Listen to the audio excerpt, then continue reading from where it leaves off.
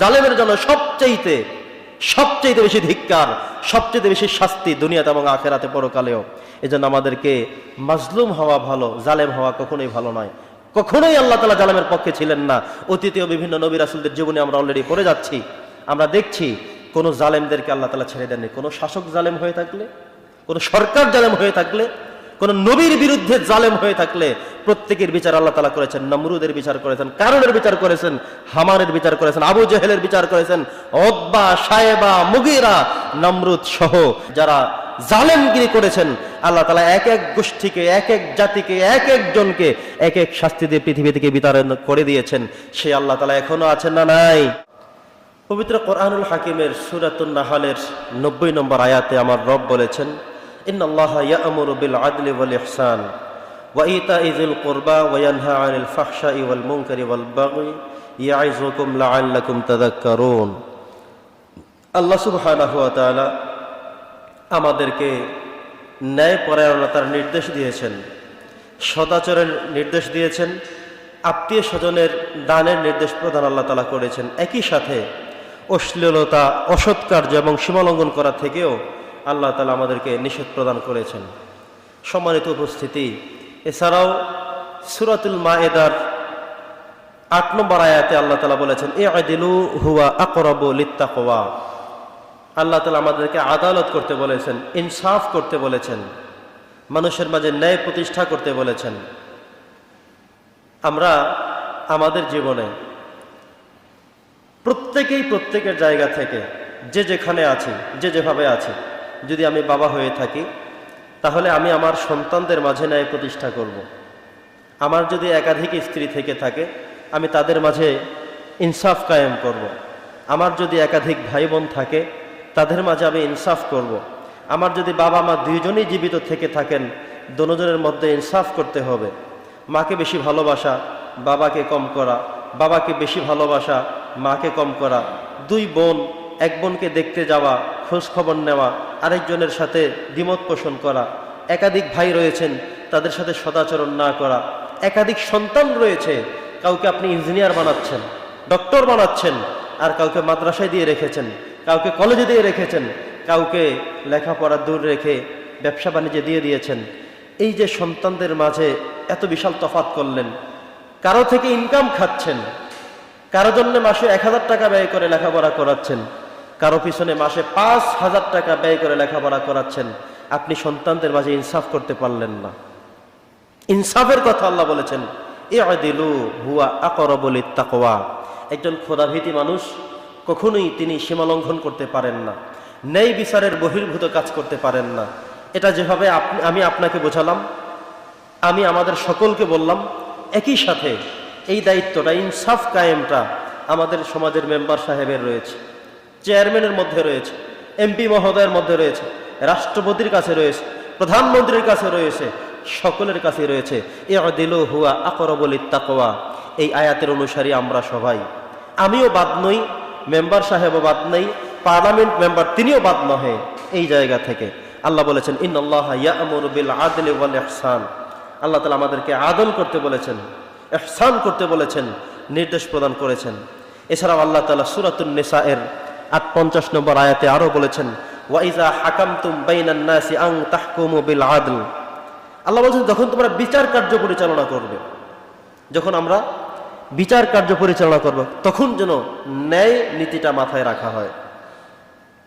আপনি দায়িত্বশীল অথবা সমাজসেবী মানুষ, অথবা মানুষ আপনাকে জ্ঞানীবান মনে করে, বুদ্ধিজীবী মনে করে, সমাজ সচেতন মানুষ মনে করে, আপনার কাছে সমস্যা নিয়ে এসেছেন, আপনাকে দেখার সুযোগ নেই যে আপনার সন্তান দোষ করেছে কি করে নাই, আপনার প্রতিবেশীর ছেলেটা কি করেছে, অন্য দূরের মানুষটা কি করেছে, আপনি স্বজনপ্রীতি করতে পারবেন না, আত্মীয়করণ করতে পারবেন না।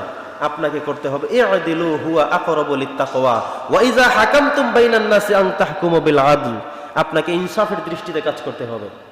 একজন এসে আপনাকে বিচার দায়ের করলো যে ভাই আপনার ছেলে আমাকে মেরেছে, আপনি দেখবেন যে আসলে আপনার সন্তান অপরাধী কিনা, দোষী সাব্যস্ত হয় কিনা, তাহলে সন্তানের বিচার করে দিবেন। যদি আপনি মনে করেন যে আমার সন্তান মেরেছে তো কি হয়েছে তাতে, আমার সন্তান মারতেই পারে, তার মানে হলো আপনি এই আয়াতের লঙ্ঘনকারী হয়ে গেলেন। আপনি যে ঘরে বসে বসে মনে করবেন নিজে সমস্ত অপরাধ করবেন, ইনসাফ করবেন না, আদালত করতে পারবেন না, শুধু মনে করবেন এটা মেম্বারের কাজ, মনে করবেন এটা সরকারের কাজ। না, প্রত্যেকেই প্রত্যেকের জায়গা থেকে আয়াতগুলো ফলো করতে হবে। আপনি যেখানে কম দায়িত্বশীল, আপনার জবাবদিহিতা কম, পরকালে আপনার জবাব কম। আপনি যদি আরো বড় দায়িত্বশীল হয়ে থাকেন, তাহলে আপনার দায়িত্ব আরো বেশি, জবাবদিহিতাও বেশি। বুঝতে পেরেছেন আশা করব। যে যত বড়, তার জবাবদিহিতা তত বড়। এই জন্য আল্লাহ রাসূল সাল্লাল্লাহু আলাইহি ওয়াসাল্লাম বলেছেন, আমি গরিব হয়ে থাকতে চাই, গরিবী হালতকে আমি ভালোবাসি। তিনি হযরতে খাদিজা রাদিয়াল্লাহু তাআলা আনহাকে বিয়ের মাধ্যমে যে সম্পত্তি অর্জন করতে পেরেছেন, তিনি সব আল্লাহর রাস্তায় দান করে দিয়েছেন। কারণ যত টাকা পয়সা কম থাকবে, হিসেবটা ততই কম। আপনার যত বেশি ছিল, তত বেশি আপনাকে জবাবদিহি করতে হবে। যাকাত দিয়েছেন কিনা, ফিতরা দিয়েছেন কিনা, কোরবানি করেছেন কিনা, সন্তানদের মাঝে কিভাবে বন্টন করেছিলেন, প্রত্যেকটি পাই টু পাই হিসাব দিতে হবে। প্রত্যেকটি জমির হিসাব, দোকানের হিসাব, ব্যবসার হিসাব, টাকা পয়সার হিসাব সব দিতে হবে। বন্ধুগণ আমার, এই জন্য আল্লাহ রাসূল গরিবী হালতকে বেশি ভালোবাসতেন, গরিবী হালতকে বেশি পছন্দ করতেন। ইচ্ছে করেও নিজে সাধারণ হয়ে থাকতেন, কারণ এর মধ্যে আনন্দ বেশি, জবাবদিহিতা কম। সুবহানাল্লাহ বলেন। আমাদেরকেও যাদেরকে আল্লাহ তাআলা এমন কম সম্পদ দিয়েছেন, মোটামুটি দিয়েছেন, খেয়ে দিয়ে চলতে পারছি, থাকতে পারছি, আপনি সবচেয়ে বেশি শুকরিয়া আদায় করেন, আপনি বেশি বেশি করেন আলহামদুলিল্লাহ। কারণ আল্লাহ আপনাকে খেয়ে দিয়ে ভালো রেখেছেন, অতিরিক্ত কিছু নেই, অতিরিক্ত টেনশন নেই, অতিরিক্ত জবাবদিহিও আপনাকে করতে হবে না পরকালে। আলহামদুলিল্লাহ। আল্লাহ তাআলা বলছেন, ওয়াইজা হাকামতুম বাইনান নাসি আন তাহকুমু বিল আদল। যত কম দায়িত্ব, তত আপনি কম জিজ্ঞাসিত হবেন, তত কম আপনাকে উত্তর প্রদান করতে হবে। আর যত বেশি আপনার থাকবে, তত বেশি আপনাকে জবাবদিহি করতে হবে, এই জগতেও পরকালেও। যত বেশি সম্পদ আছে, আপনাকে দুদক ধরবে, এলাকার মানুষ ধরবে, সমাজের মানুষ আপনাকে নিয়ে বাজে মন্তব্য করতে পারে যদি আপনি সঠিক ব্যবহার না করেন। এমনকি পরকালেও আপনাকে ছাড় দেয়া হবে না যদি আপনি আপনার এই সম্পত্তির যথাযথ ব্যবহার না করেন। সম্মানিত উপস্থিতি, আল্লাহ সুবহানাহু ওয়া তাআলা সূরাতুস সাদের 26 নম্বর আয়াতে একজন নবীকে ইন্ডিকেট করে আল্লাহ বলেছেন, ইয়া দাউদ ইন্না জাআলনাকা খলিফাতান ফিল আরদ। হে আমার দাউদ নবী, তোমাকে তো আমি পৃথিবীতে একজন খলিফা করে পাঠিয়েছি, একজন প্রতিনিধি করে পাঠিয়েছি, নবুয়ত দিয়ে পাঠিয়েছি, দায়িত্ব দিয়ে পাঠিয়েছি। তোমার নির্দেশনা হলো ফাহকুম বাইনান নাসি বিল হক, তুমি মানুষের মাঝে হক প্রতিষ্ঠা করো। আলহামদুলিল্লাহ বলেন। আল্লাহ সুবহানাহু ওয়া তাআলা তার একজন নবীকেও ছাড় দেয়নি, একজন নবীকেও তিনি নির্দেশ দিয়েছেন, তুমি হক, তুমি বাতিলের মধ্যে ইনসাফ করো, কায়েম করো, প্রতিষ্ঠা করো। অন্যায়কে প্রশ্রয় দেওয়া যাবে না, ন্যায়ের পক্ষে থেকে কাজ করতে হবে, ন্যায় ছেড়ে দেওয়া যাবে না, অন্যায়কে যেভাবে প্রশ্রয় দেওয়া যাবে না, একইভাবে ন্যায়ের পক্ষে আপনাকে থেকে কাজই করতে হবে। এতে যত বিপদ আসুক, বাধা আসুক, বালা মুসিবত আসুক, যত কিছু আসবে না কেন, তবু আপনাকে ন্যায়ের পক্ষে থাকতে হবে, ইনসাফের পক্ষে থাকতে হবে। এই জন্য আল্লাহ তাআলা তার নবী দাউদ আলাইহিস সালামকে বললেন, হে দাউদ, তোমাকে আমি বলছি, ইন্না জাআলনাকা খলিফাতান ফিল আরদ, আমি তোমাকে এই জমিনে খলিফা করে পাঠিয়েছি। ফাহকুম বাইনান নাসি বিল হক, তুমি মানুষের মাঝে ন্যায় বিচার মীমাংসা সবগুলো স্পষ্ট করে করো। একই সাথে বলেছেন, ওয়ালা তাত্তাবিউল হাওয়া, আর তুমি প্রবৃত্তির অনুসরণ করো না, মানুষের কথা শোনো না, কান কথা শোনো না, তুমি দুনিয়াবি কোনো লোভ লালসার মধ্যে তুমি পড়ে যেও না। ফায়ুদিল্লাকা আন সাবিলিল্লাহ, যদি তুমি এমন করো তাহলে তুমি দূরে সরে যাবে, বিপদগামী হয়ে যাবে। তার মানে হলো আল্লাহ তাআলা তার একজন নবীকেও ছাড় দেননি। হতে পারে এমন, হযরতে দাউদ আলাইহিস সালাতু ওয়াস সালাম তার বিচার কার্য পরিচালনা করতে গিয়ে হয়তো যথাযথ তিনি করতে পারেননি। এই জন্য আল্লাহ তাআলা ছাড় না দিয়ে সরাসরি কোরআনের মধ্যে হুকুম করে দিয়েছেন যে আমি আমার একজন নবীকেও ছাড় দেইনি। প্রিয় উপস্থিতি, আল্লাহ তাআলা অন্য আয়াতে বলেছেন, ইআদিলু হুয়া আকরাবু লিত-তাকওয়া, ইনসাফ প্রতিষ্ঠা আল্লাহ করতে বলেছেন, ইনসাফ করতে বলেছেন, ন্যায়ের পক্ষে করতে বলেছেন। প্রিয় উপস্থিতি, বর্তমানে আমাদের সামাজিক ব্যবস্থাপনাটা এমন, আমার সমাজে কি চললো সেটা নিয়ে আমার মাথা ব্যথা নেই, আমার রাষ্ট্রে কি চললো, আমার দেশে কি চললো এটা নিয়ে অনেকের মাথা ব্যথা নেই, অনেকের কোনো টেনশন নেই যে আমি খেয়ে দিয়ে ভালো আছি তো আলহামদুলিল্লাহ। না, এটার নাম শুধুমাত্র না, বরং আপনাকে আল্লাহ তাআলা যে আদালত দিয়েছেন, বিবেক দিয়েছেন, বুদ্ধি দিয়েছেন, এটা দিয়ে যেভাবে আপনি আপনার ফ্যামিলি পরিচালনা করবেন, একই সাথে আপনার রাষ্ট্র পরিচালনার ক্ষেত্রে, দেশ পরিচালনার ক্ষেত্রে ন্যায়ভাবে ইনসাফ ভিত্তিতে পরিচালনা করা হচ্ছে কিনা সেই বিষয়ে আপনাকে চিন্তা করতে হবে। ঠিক মতো চললে আলহামদুলিল্লাহ, দোয়ায় শামিল হবে। ঠিক মতো না চললে আপনি আপনার জায়গা থেকে প্রতিবাদের ঝড় তুলতে হবে, প্রত্যেকের জায়গা থেকে করতে হবে। আপনি মেম্বারের সামনে বসা আছেন, উল্টা পাল্টা বিচার হচ্ছে। চেয়ারম্যানের সামনে বসা আছেন, টাকা দিয়ে এক পক্ষ রায় নিয়ে চলে যাচ্ছে। আদালতে আছেন, উল্টা পাল্টা রায় হচ্ছে। সেখানে আপনাকে প্রতিবাদ গড়ে তুলতে হবে। যেটা দেখবেন সত্য, সেটাকে সত্যের কাঠ গড়ায়, সত্যের মাপকাঠিতে আপনাকে প্রতিবাদের ঝড় তুলতে হবে। আর আপনি চুপচাপ থাকবেন যে হোক যা হবার হোক, আমার কি, এই কথা বলার কোনো সুযোগ নেই। আপনি যদি দেখেন আপনার বাবা উল্টাপাল্টা কথা বলে, বাবাকে বলবেন যে বাবা আমি জানি এটা রাইট, এটা রং, কেন আপনি করছেন? হযরত ওমর রাদিয়াল্লাহু তাআলা আনহুর সময়ে উনি গভীর রাতে বের হয়ে যেতেন এলাকায়, গ্রামে, সমাজে, দেখতেন যে মানুষের কি হাল পরিস্থিতি। একদিন সকালবেলা এক বাড়িতে গিয়ে তিনি পৌঁছালেন, বেড়ার পাশে দাঁড়ালেন। তিনি শুনলেন একজন মা গরুর দুধ দহন করে, গাভীর দুধ দহন করে, তিনি সেটার মধ্যে পানি মিশানোর জন্য ষড়যন্ত্র শুরু করলেন। মেয়ে বলল, মা থামুন, দুধের মধ্যে আপনি পানি কেন মিশাচ্ছেন? এটা তো অন্যায়। তিনি বললেন, কে বলেছে? বলে, ওমর বলেছে, আল্লাহর নির্দেশ, এই অপরাধ করা যাবে না, চুরি করা যাবে না, এটা হারাম হয়ে যাবে, নাজায়েজ হয়ে যাবে। মা বললেন, আমাদের ঘর বন্ধ, ওমর শুনবে না, টেনশন নেই। মেয়ে বলল, ওমর না শুনুক, তবে আমার আল্লাহ শুনে যাবে। সুবহানাল্লাহ বলেন, আল্লাহ শুনে যাবে। ওমরকে ভয় তো পরের কথা, ভয় করতে হবে কাকে?